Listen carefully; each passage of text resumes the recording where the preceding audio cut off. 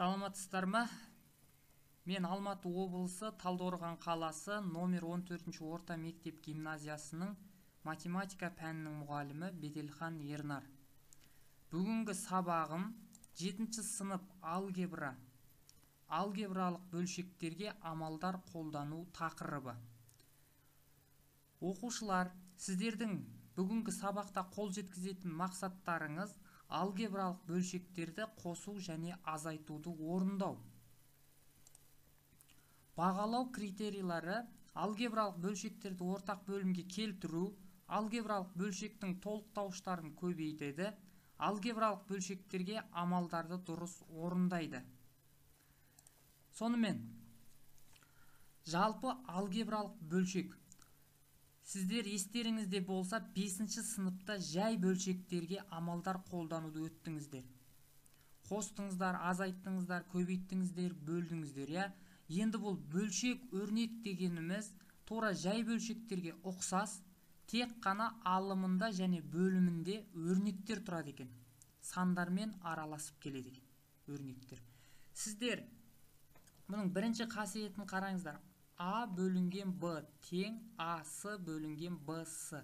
Яғни бұл қасиеті бойынша сіздер есептер шығарып жүрсіздер, қысқартуды орындап, яғни С мен С-ны қысқартып жібердіңіздер да. А, Б қалды, және бұның тағы бір қасиеті: бөлшек өрнектің бөлімі немесе алымында теріс таңба тұрса, минус тұрса, ол бөлшектің алдына жазылады екен. Яғни минус А бөлінген Б немесе А бөлінген минус Б-ны біз минус А бөлінген Б деп жазып алуымызға болады екен. Енді жаңағы бағалау критерийінде сіздерде ең бірінші ортақ бөлімге келтіру тұр. Яғни берілген өрнекті, бөлшек өрнекті біз азайту үшін немесе қосу үшін ең алдымен ортақ бөлімге келтіреді екенбіз. Сіздерге белгілі А бөлінген Б плюс С бөлінген Д деген бөлшек өрнек беріліп тұр. Бұлардың бөлімінде Б және Д деген өрнектер тұр. Екеуінің ортақ бөлімі Б көбейту Д-ны береді. Б көбейту Д-ны әрқайсысының бөліміндегі өрнекке бөлсек, Б көбейту Д-ны Б-ға бөлсек, мұнда Д қалды. Б көбейту Д-ны Д-ға бөлсек, мұнда Б қалды. Д-ны А-ға көбейтеміз, А-ды, плюс Б-ны С-ға көбейтеміз, Б-С.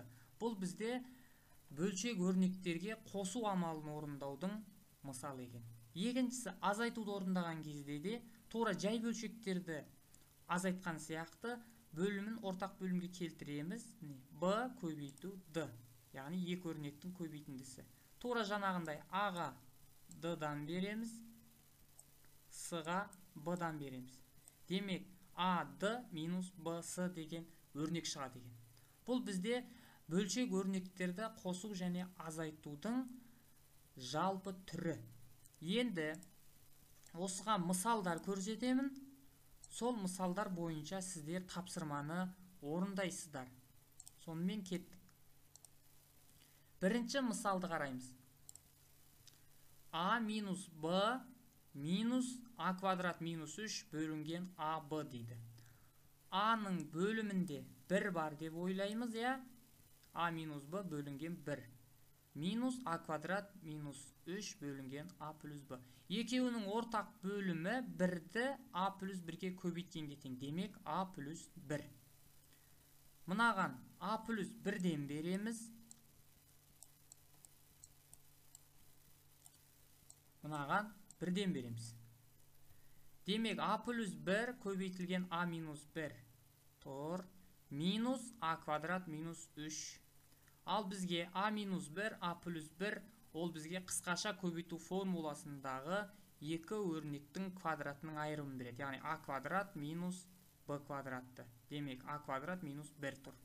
Минус А квадрат плюс 3. Минусты жақшаның ішіне көбейтеміз әрқайсыны. А квадрат пен А квадрат қысқарып кетті. Плюс алдында минус. Плюс 3 минус 1 бізге 2 қалды. Демек, біздегі беріліп тұрған мына өрнекті азайтқан кезде 2 бөлінген А плюс 1 деген өрнегіміз шығады екен. Енді осыны өзіміз шығарайық. Біріншісін қараймыз. 19 бөлінген 5а минус 4 бөлінген 5а. Ортақ бөлімі бірдей. Бізде жай бөлшектерде мысалға 2-ден 1 минус 2-ден 4 болса мысалға. Ортақ бөлімі бірдей болса екеуін жазатын едік та. Ортақ бөлімі 2 деп. 1 минус 4 дейтінбізді, минус 3 дейтінбіз. Яғни минус 3 бөлінген 2 дейтінбіз. Тура сол сияқты екеуінің де ортақ бөлімінде 5 тұр. Демек бұлардың ортақ бөлімі 5а болады. Ал 5а болғандықтан 5аны 5аға бөлсең 1, 5аны мұндағы 5аға бөлсең 1. Демек 19 минус 14 демек 15. Енді мына жердегі бірінші қасиетін орындаймыз. 15 пен 5-ті қысқартамыз. Мұнда а қалды, мұнда 3 қалды. Демек біздің бірінші есебімізде 19 бөлінген 5адан 4 бөлінген 5аны азайтып тастасақ 3 бөлінген а қалады екен. Тура осыған ұқсас бірінші есепті өздеріңіз орындайсыздар. Екінші мысалға назар аударайық. Екеуінің де бөлімі бірдей а квадрат. Демек, мұнаған 1-ден береміз, мұнаған 1-ден береміз. 5а плюс 2-нің өзі қалады. Минусты мұнаған көбейтсек, минус 3а минус 2 тең. Плюс 2 мен минус 2-ні 1-ден жойып тастаймыз. А квадрат қалды. Мұнда 5а минус 3адан 2а қалды. Мұна а мен а-ның квадраты кетті біреуі. Демек, мұнда а қалды, 2 қалды. Екінші есебімізде айырымынан 2 бөлінген а шығады екен. Тура осыған ұқсас екінші тапсырманы өздеріңіз орындайсыздар. Енді үшінші есепті қарайық. 3а минус 5b бөлінген а минус b плюс 2а минус 4b бөлінген b минус а дейді. А минус b, b минус а. Ұқсамайды екеуі бір-біріне. Демек, бұндай жағдайда не істейміз? Яғни, а-ның алдындағы минус таңбасын бөлшектің алдына шығарамыз. Ал шығарайық. Алдымен біріншісін жазып қояйық. 3а минус 5b бөлімінде а минус b. Мұнда минусты алдына шығарып жіберсек, минус ал өзгертуге болады. А минус b деп. Ал мұнда не істейді?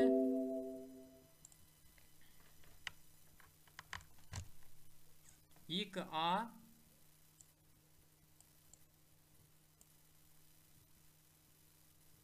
минус 4b тең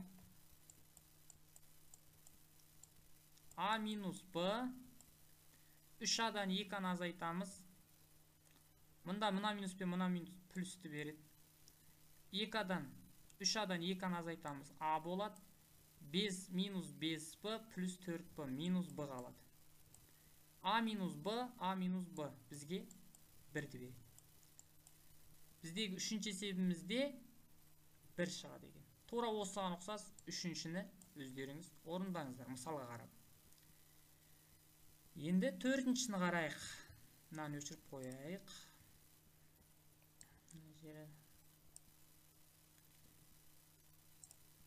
Жауабын жазып қойын мына жерге. 1 деп. Енді үшіншіде қараймыз. Ортақ бөлімін келтірейік. Ортақ бөлімге. 5 пен 3-тің ортағы бізге ең кіші ортақ еселігі 15. X квадрат пен X-тікі үлкенін аламыз X квадратты. Ортақ бөлімге алып жатырмыз, е? Y пен Y квадраттан Y квадратты аламыз. Яғни 5x квадрат көбейтілген y, 3x y квадраттың ортақ бөлімі 15x квадрат y квадрат болады екен. Енді осы ортақ бөлімді мыналардың қажына бөлейік. 15x квадрат көбейтілген y квадратты 5x квадрат y-қа бөлсек, 15-ті 5-ке бөлсек 3, x квадратты x квадратқа бөлсең 1 қалады, y квадратты y-қа бөлсек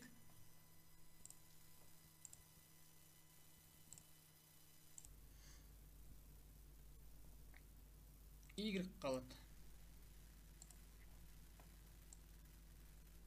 Тура осылай 15-ті 3-ке бөлсек 5 қалады, x квадрат x-қа бөлсек x қалады, y квадрат y квадратқа бөлсек 1 қалады. Демек 9y минус 10x. Мына екі өрнектің айырымынан 9y минус 10x бөлінген 15x квадрат көбейтілген y квадрат деген өрнек шығады екен. Тура осыған ұқсас 4-ші есепті өздеріңіз орындайсыздар мысалға қарай отырып. Енді соңғы мысалға назар аударыңыздар. Қараңыздар, y квадрат минус 4 дейді. Бұны сіздер білесіздер, қысқаша көбейту формуласы a квадрат минус b квадрат. Яғни бұл дегеніміз y минус 2